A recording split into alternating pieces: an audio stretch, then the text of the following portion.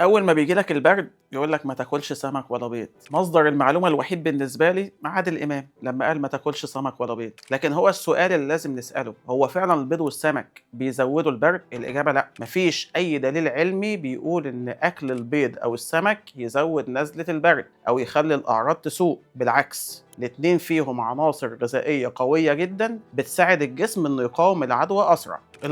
البيض مصدر ممتاز للبروتين الكامل اللي الجسم بيحتاجه لبناء خلايا المناعة، كمان فيه فيتامين دي وفيه زنك وفيه سيلينيوم، ودول عناصر بتقوي المناعة جدا، وفي أحماض أمينية زي الجلوتامين والأرجينين، دول بيساعدوا في شفاء وبناء الأنسجة من جديد ومقاومة الالتهابات. يعني البيض مش بيزود البرد، ده بيساعد الجسم إنه يخف أسرع. ولكن لو الشخص عنده حساسية من البيض، وده نادر جدا ان تلاقيه، وقتها ممكن فعلا يحس بان الاعراض زادت، وده مش من البرد نفسه، ده من الحساسية. نيجي للسمك.